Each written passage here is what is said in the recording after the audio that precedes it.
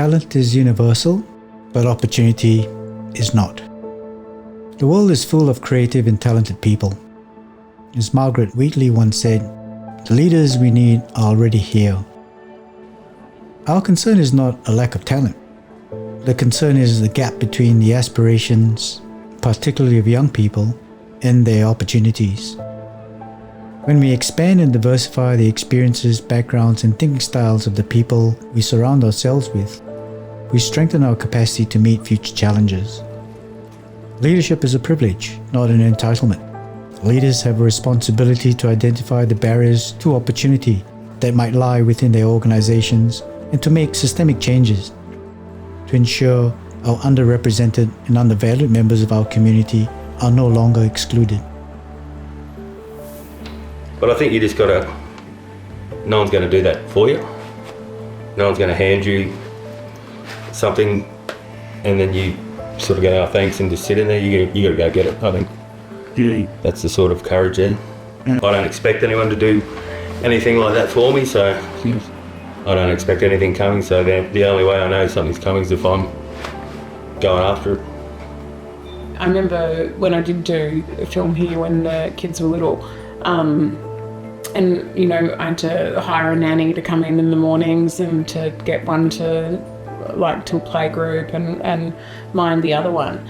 That I remember going to buy the crew coffees one day and I was like, wow, that actually I'm earning less than by the time I paid the nanny, I was like, I feel like I was earning less than the runner. So I was literally, you know, sometimes in my career I've just been in things to make sure that I've kept going. And even after I had, I think, Arlo, there was a commercial I was doing and I remember I went to the set with him, you know, strapped to my chest and had to go and breastfeed him under a tree, because there wasn't that support where you could suddenly just pull someone in like that.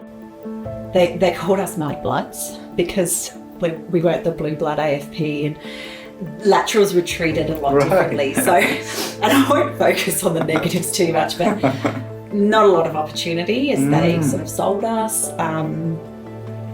They didn't honour a lot of our experience, even though they said they would. And I didn't come in expecting to be promoted straight away, but I would have thought with my experience, I would have at least been given some opportunities. But it was just, and it was across the board. And then I linked in with some other laterals and they were sort of told the same stories as well. So I was like, oh, okay, so it's not just us. And it was just the attitudes. When I was at uni here, this uni as a student, it was so tough because you had to pay the rent, you know, you had to study, had no idea what studying full-time was really all about.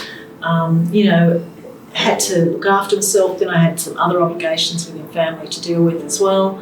I was failing and I felt, you know, not as much support out there as I should have. You know, we had the Corey Centre here, the student support was great, but they could only go so far. No one could pay my rent for me. There were no scholarships available for me. I wasn't able to get the help to have to not to have to work so many hours to keep the food on the table. And I lived on rice for a very, very, very long time. So I lived with, I felt a degree of indignity during my medical degree.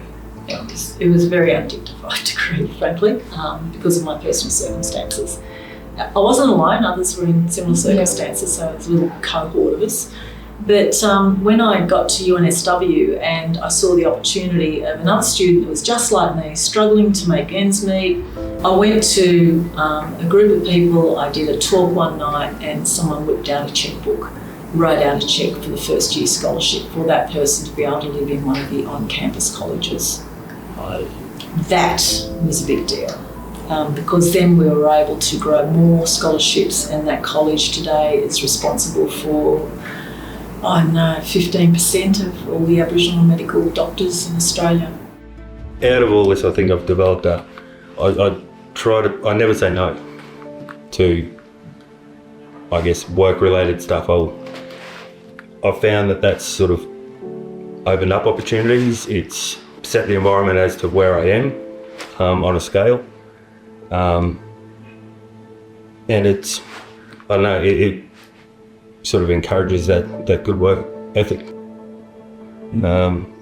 it can get you a lot of work, not saying none. But it also can get you upskilled. And apparently supervisors really like that.